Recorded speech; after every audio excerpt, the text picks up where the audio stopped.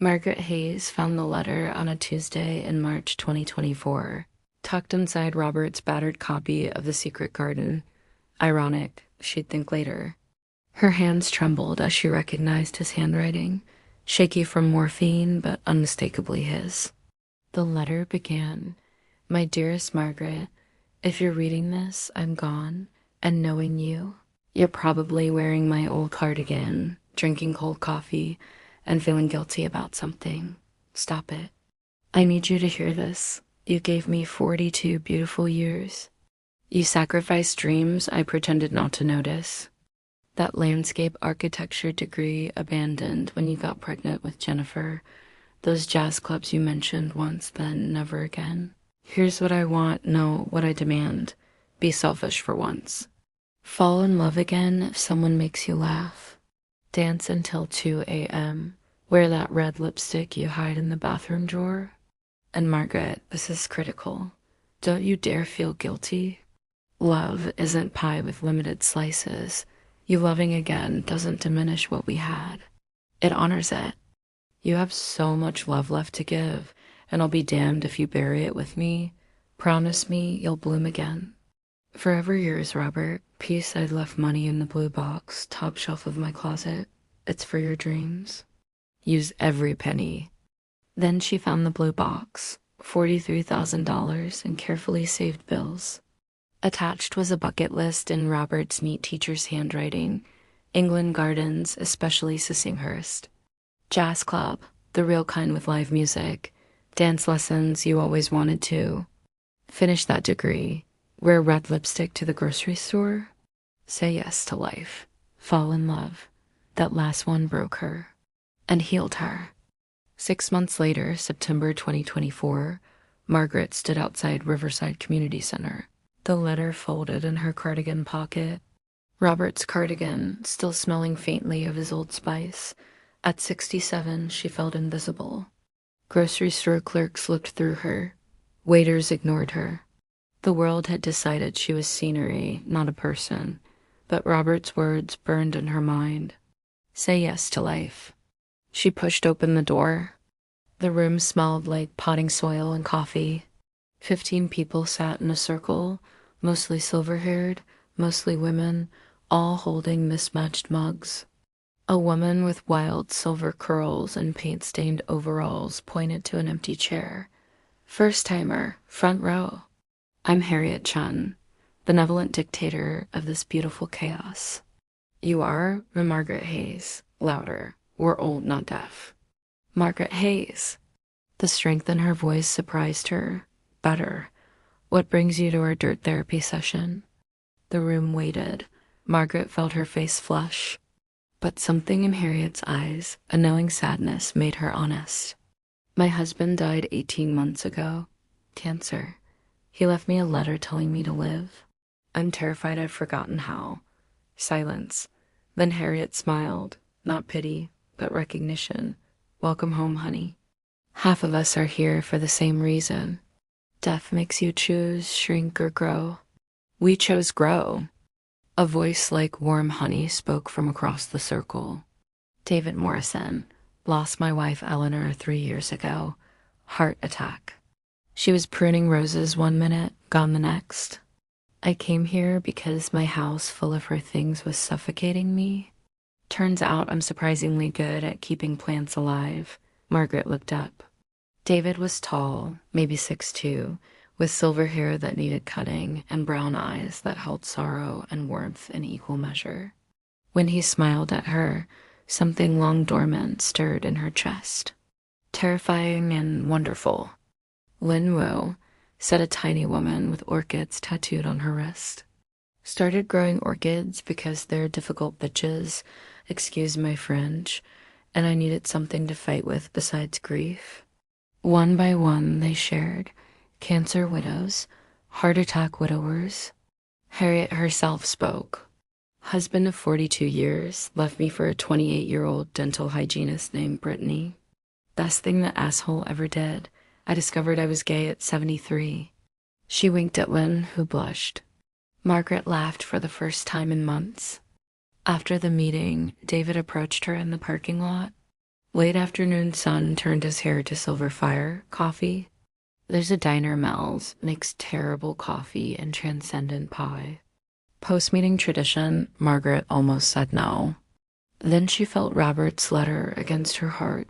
I'd like that. Mel's diner smelled like bacon grease and nostalgia.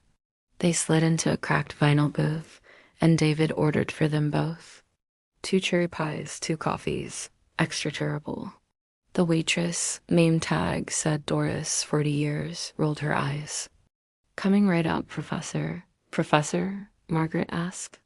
Taught English at Riverside High for 40 years. Doris was my student in 92. Got an A-, still holds it against me. It should have been an A. Doris called from behind the counter. The coffee was indeed terrible. The pie was heaven. And David Morrison quoted Yeats while eating unselfconsciously, like it was the most natural thing in the world. But one man loved the pilgrim soul in you and loved the sorrows of your changing face. Eleanor hated when I did this at parties. Said I made tax returns sound romantic.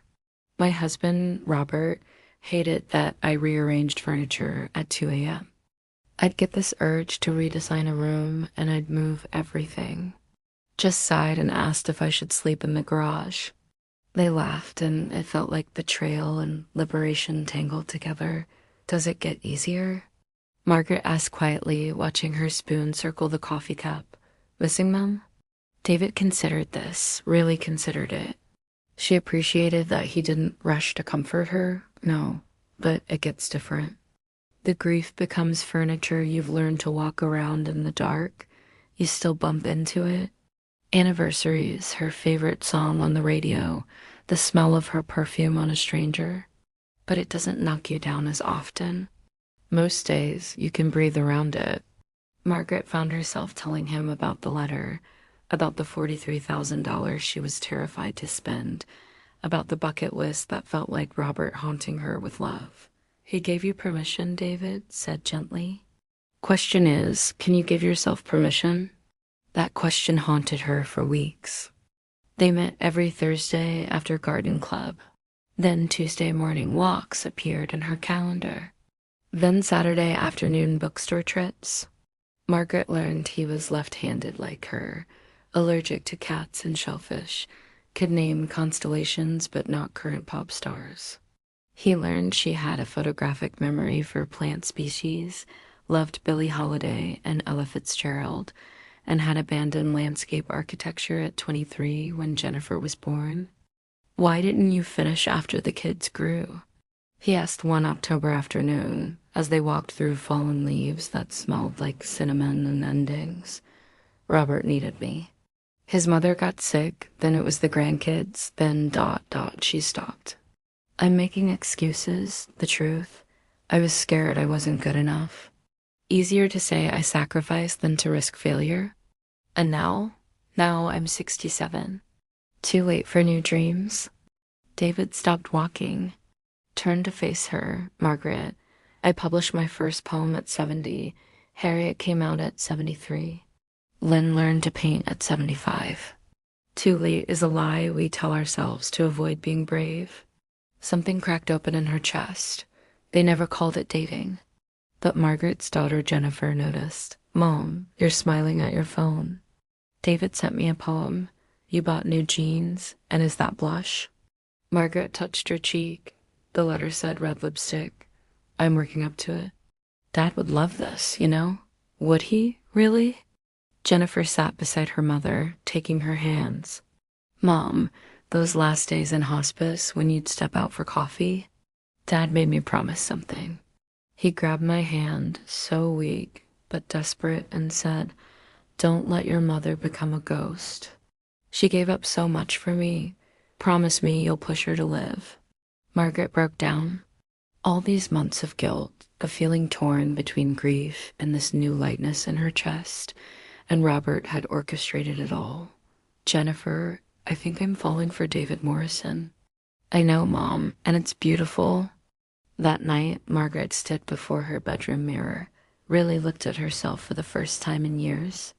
Gray hair, yes, but still thick. Lines around her eyes, laugh lines, Robert called them.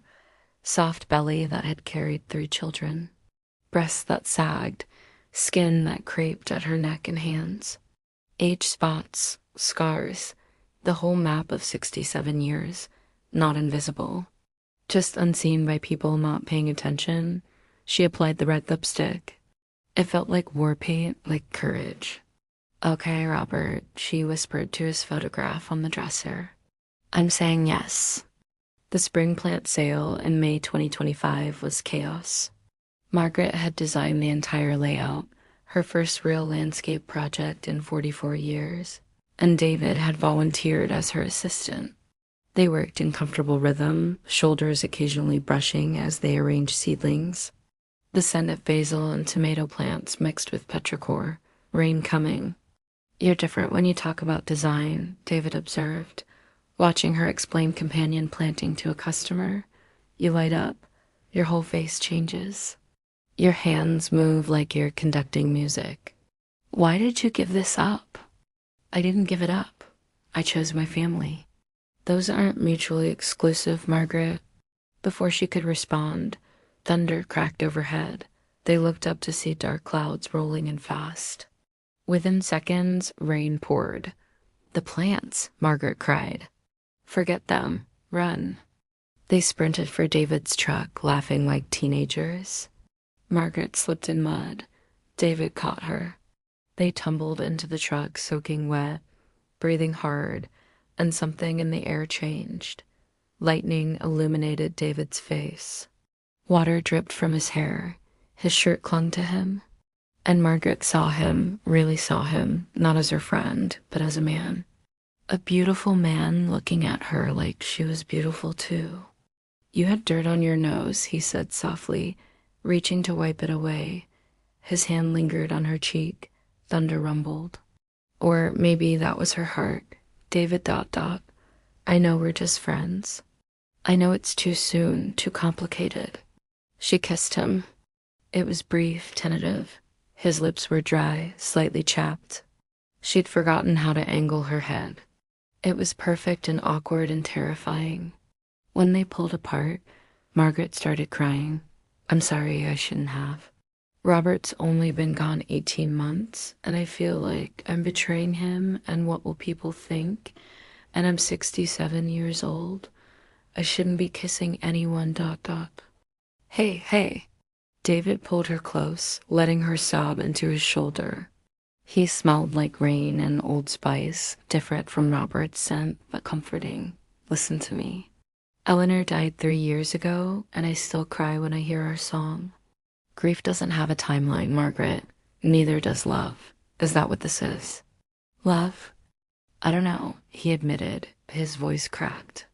But I think about you first thing every morning. I know your laugh makes bad days survivable. I know I haven't felt this alive since Eleanor died. And I know I'm terrified of losing you before we even figure out what this is. They sat in the truck until the rain stopped, holding hands, talking about fear and hope and the courage it takes to try again at their age. My granddaughters, Emma and Lily, they're 6. They ask why I smile at my phone now, David confessed. Emma said, Grandpa, do you have a girlfriend? And I didn't know what to say. What did you want to say? That I hope so. If you'll have a beat-up 70-year-old English teacher with creaky knees, reading glasses on every surface, and a tendency to quote poetry at inappropriate moments. Margaret laughed through tears. I'm a 67-year-old woman with arthritis in my hands, hot flashes that make me strip down at odd moments, and a habit of rearranging furniture at 2 a.m. when I can't sleep. Perfect. I'll help you move the couch. They kissed again. Longer this time. Softer. Margaret felt like she was 25 and 67 all at once. Inexperienced and wise, terrified and brave. When she got home, she found a text from David. But one man loved the pilgrim soul in you. That's you, Margaret, your pilgrim soul. She cried and smiled and wore red lipstick to bed. Absolutely not. Michael, Margaret's son, stood in her kitchen with his arms crossed. Mom, this is insane. Michael ... Dad's been gone less than 2 years, and you're what, dating? Moving on like he never existed. The words landed like slaps.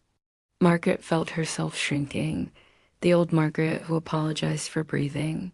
Then she felt Robert's letter in her pocket. The new Margaret straightened. Your father wanted this. He left me money and a bucket list and explicit instructions to fall in love again if I found it. Are you going to honor his wishes or not? That's not fair. What's not fair is you making me feel guilty for being happy. I loved your father for 42 years. I bathed him, fed him, held him while he died. I earned the right to live, Michael. Don't take that from me. Her son's face crumpled. I'm scared, Mom. Scared some guy will take advantage of you. Scared you'll get hurt. Scared of losing you too. Margaret pulled him into a hug. You're not losing me. You're getting a version of me who's finally putting herself first. Trust me enough to make my own choices, even if they're mistakes. But Michael wasn't the only obstacle. At church that Sunday, Margaret overheard two women from her Bible study in the restroom. She was in the stall. They didn't know she was there. Did you see Margaret Hayes? She was wearing red lipstick. At her age, it's unseemly. I heard she's dating already. Poor Robert, barely cold in his grave. My Herald would roll over if it's desperate is what it is. 67 years old, chasing after men like a teenager. Embarrassing. Margaret sat frozen, their words like paper cuts. Each one small but cumulatively devastating. When she finally emerged, the women had gone, but their judgment lingered like cheap perfume. That night, she called David to cancel their dinner plans. I think we should slow down. People are talking. Maybe we should just be friends. Silence. Then, did something happen? She told him. About Michael, the church ladies, the looks she'd been getting at the grocery store. About feeling foolish and desperate and too old for this. Turn on your camera, David said. She fumbled with FaceTime, accidentally showing him her ceiling, then her ear, then finally her tear-stained face. Look at me, Margaret. I don't care what people think.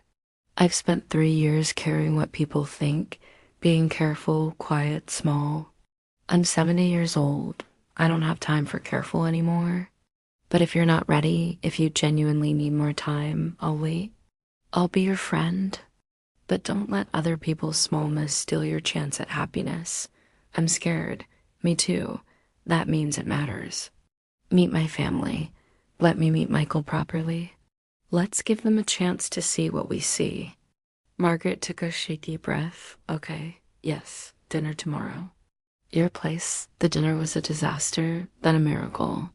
Michael arrived at David's house with his wife Linda, prepared to be suspicious. David's daughter Sarah brought the twins, Emma and Lily, 7 now, all elbows and questions. The ice broke when Emma spotted Margaret's purse, covered in vintage flower pins. Those are so cool. Grandpa, look.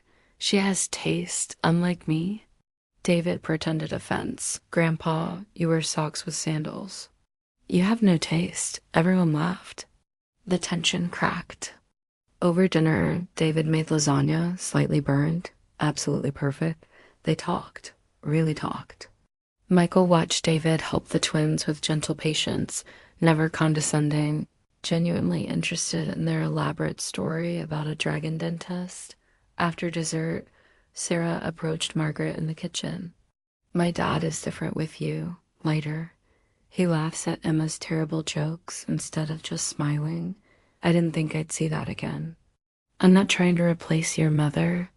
I know. You couldn't if you tried. Mom was mom. But she wouldn't want Dad alone and miserable. She told me, actually, those last conscious hours. She grabbed my hand and said, don't let your dad become a hermit. He has too much love to give.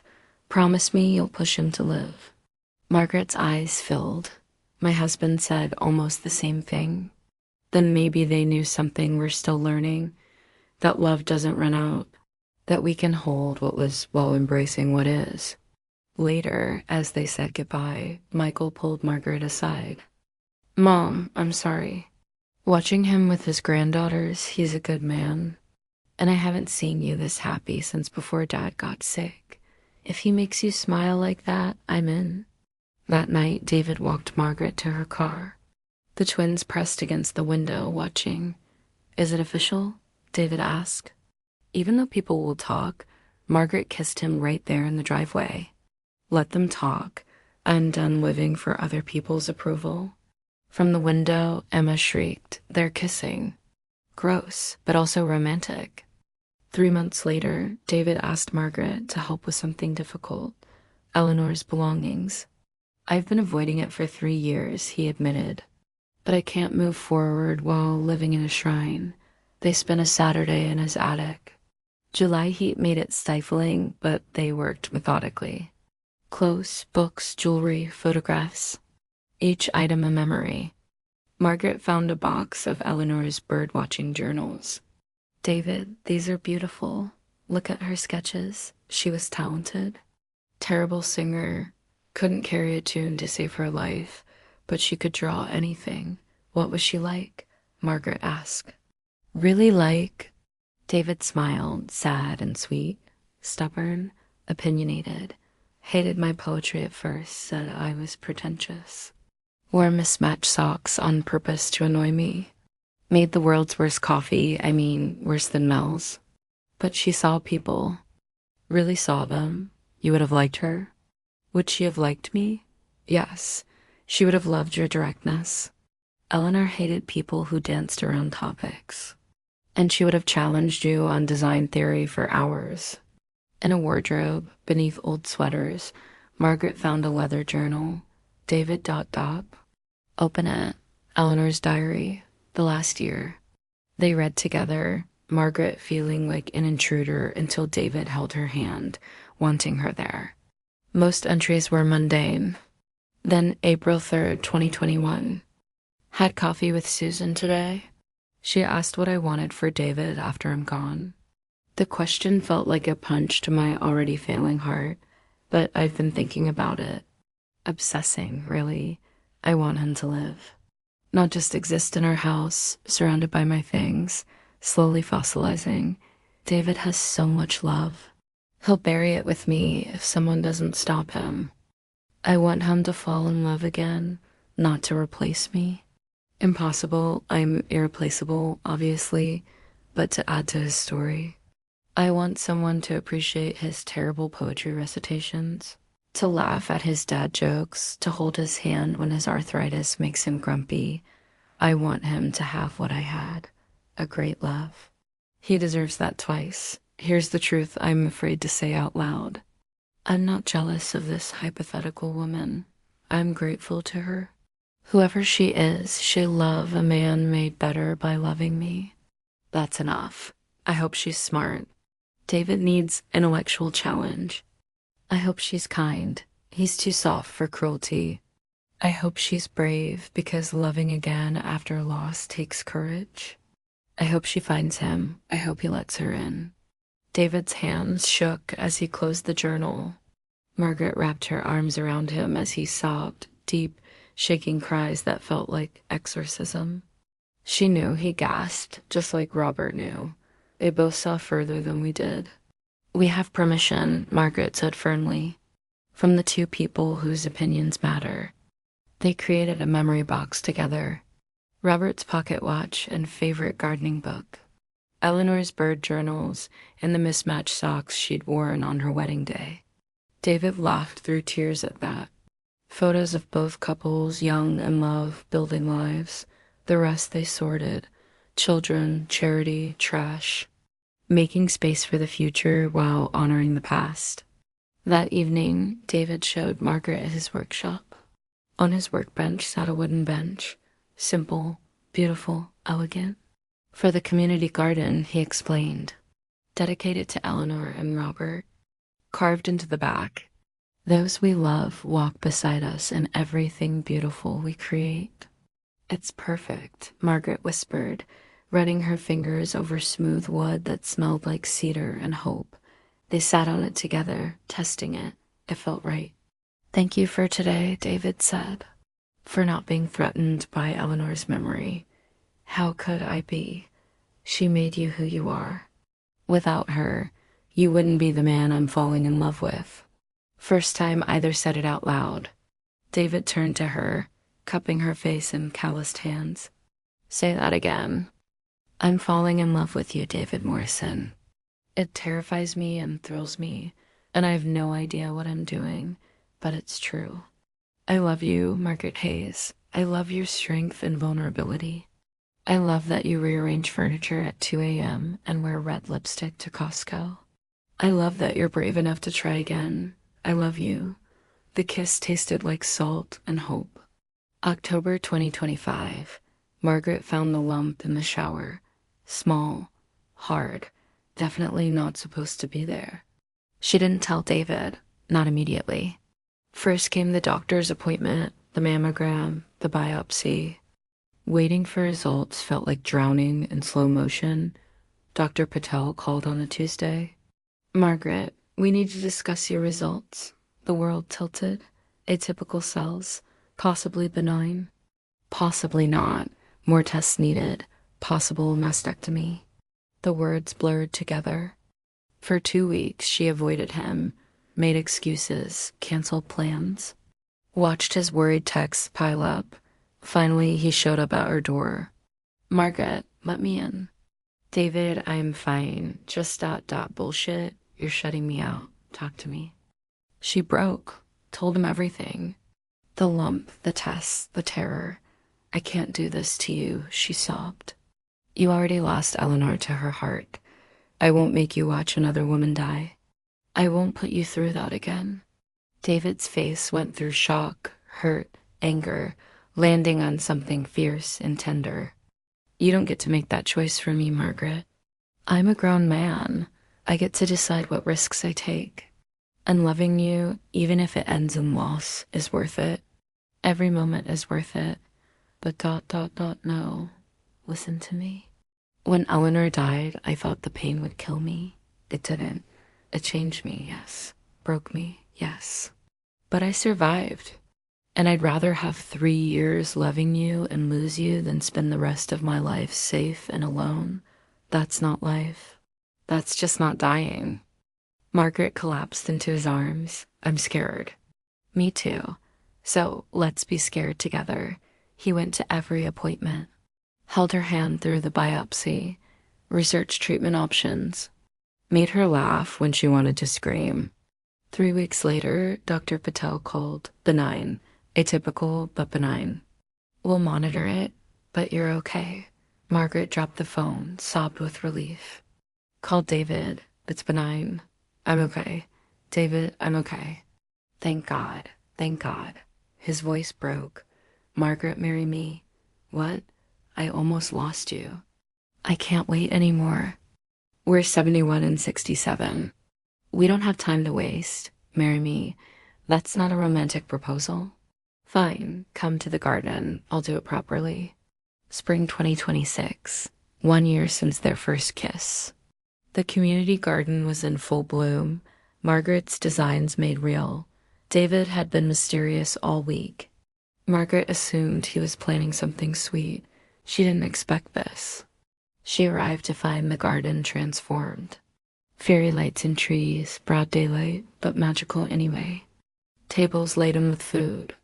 Not just garden club, but both families. All their children, grandchildren. Even Margaret's mother, 95 and sharp-eyed in her wheelchair. Surprise! They shouted. Margaret's hand flew to her mouth. What?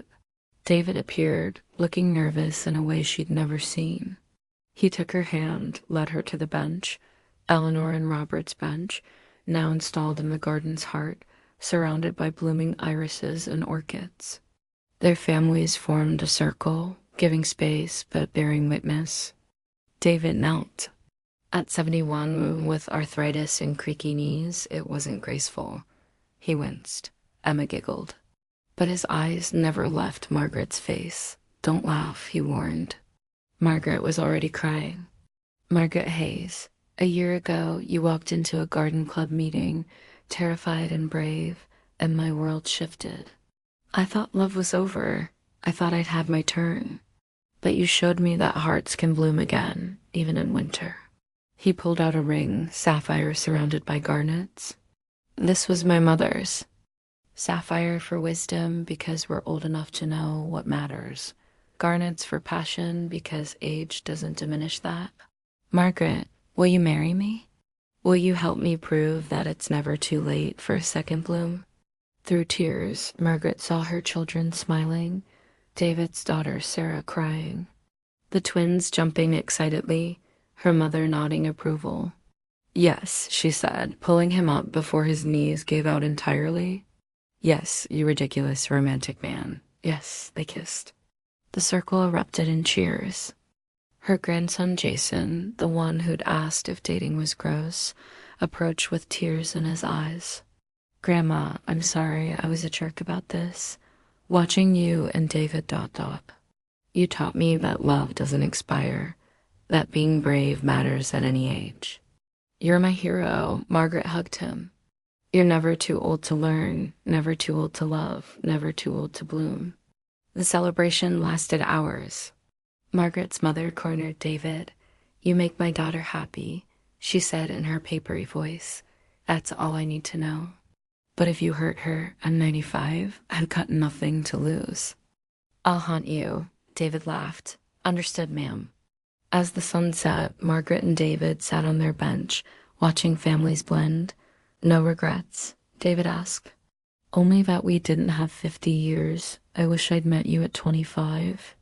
But we wouldn't have been ready for each other at 25. We needed those other marriages, those losses, to become people capable of this. When did you get so wise? I married a landscape architect. Growth is contagious. They married October 15th, 2026, 2 years to the day after their first coffee at Mel's. Margaret wore sage green silk, no white gown pretending at youth. This was a celebration of wisdom, of second chances, of love earned through living. David wore navy blue and cried when he saw her walking toward him through the garden they'd created together. Harriet officiated, having gotten ordained specifically for this. Lynn stood beside her, holding her hand. We gather, Harriet began, voice carrying across the garden, to celebrate two brave souls choosing love over fear, growth over stagnation, hope over despair. Margaret and David prove that life's most beautiful chapters can bloom at any age. Margaret's vows. David, you taught me my story wasn't over, just beginning a new chapter. You see me, truly see me, when the world taught me I was invisible. You make me laugh when I want to cry, challenge me to grow when I want to hide, and hold space for both my joy and my grief. I promise to love you fiercely, to bloom with you, to honor our past while building our future. I promise to let you help me move furniture at 2 a.m., even though you complain about your knees. Laughter rippled through guests. David's vows. Margaret, you walked into my life and reminded me what it means to truly live. You're brilliant and brave, and you make me want to be better. I promise to support your wildest dreams, to quote poetry at inappropriate moments, to hold your hand through whatever comes. I promise to trust you to make your own choices, even when I'm terrified. I promise to bloom with you for whatever time we're given. And I promise never to criticize your furniture arrangements, no matter what time of night. More laughter. Happy tears. When Harriet pronounced them married, their kiss drew cheers, whistles, and camera flashes. The reception was beautiful chaos. Emma and Lily, now 8, gave a speech. Grandma Margaret and Grandpa David proved that old people can still be romantic and gross, but in a good way. They taught us that love doesn't have an age limit, just like Miss Johnson says math doesn't. Wait, that's different. Anyway, we love them and we're glad they found each other, even though kissing is still kind of ooh. Michael, Margaret's son, raised his glass with tears. Dad, if you're watching, and I know you are, thank you for loving Mom enough to set her free. You gave her permission to live again. David, thank you for loving her enough to catch her when she finally let go, to second chances and new beginnings. Sarah shared Eleanor's words. The night before Mom died, barely conscious, she grabbed my hand and whispered, "Love is the only thing we take with us when we go. Everything else stays behind. So love as much as you can, while you can, with your whole heart." Dad and Margaret are living that truth. They danced badly, enthusiastically, perfectly. David stepped on Margaret's toes. Margaret laughed until she cried. They ate cake and toasted with champagne and celebrated this impossible, beautiful thing they built. As sunset painted the garden gold and rose, Margaret slipped away to Eleanor and Robert's bench. She touched the carved words gently. "Thank you," she whispered. "Both of you, for loving us enough to let us find this." David appeared beside her, slipping his arm around her waist. Talking to them, thanking them, me too, every single day. They stood together, watching the sun sink, embarking on this new adventure as husband and wife. 4 years later, October 2030, Margaret Morrison, she's still thrilled at the name, stood in her home office, video call with a client in Phoenix.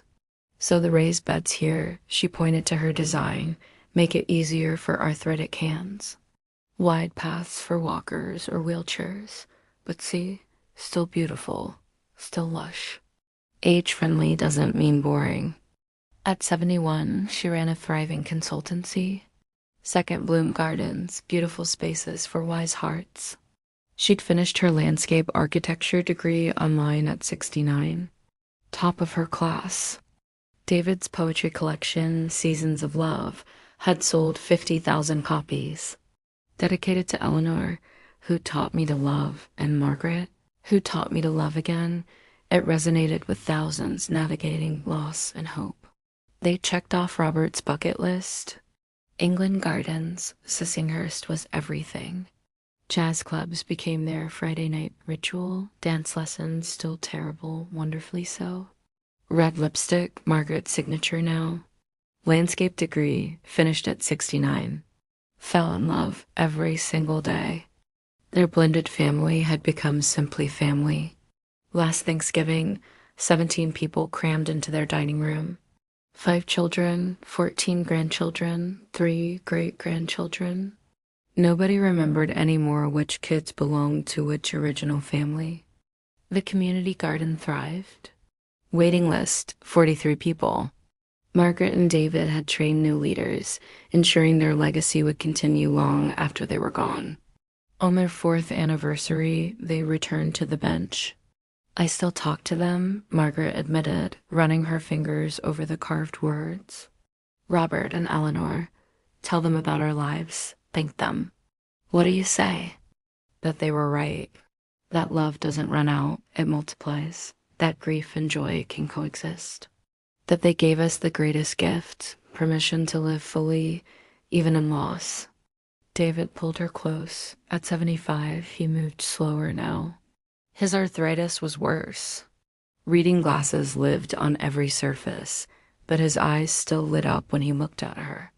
"I have something to tell you," he said, voice serious. Margaret's heart stuttered. "What? Are you okay?" "I'm perfect. But I got a call yesterday. Remember that agent who wanted to turn my poetry book into a documentary? The one you said no to?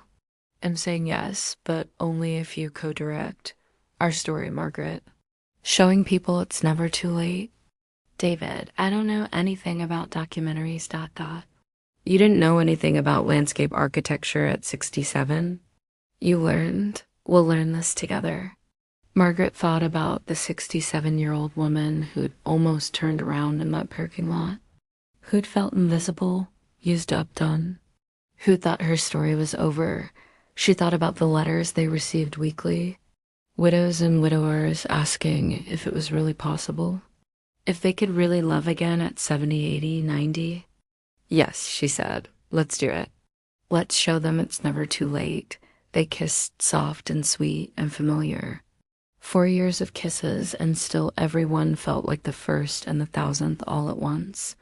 "I love you, Margaret Morrison. I love you, David Morrison, even when I quote Yeats at dinner parties. Now it's your turn." If Maggie and Jimmy's story touched your heart, please take a moment to rate it out of 10 in the comments. Your voice truly matters to us, and every reaction helps us understand which stories connect most deeply with you. If you felt something while listening, don't forget to like the video, subscribe for more heartwarming stories every week, and share this with someone who may need a little hope today. Love has no age, and hope has no deadline. Thank you for being here, for caring, and for being part of this community. Your story matters.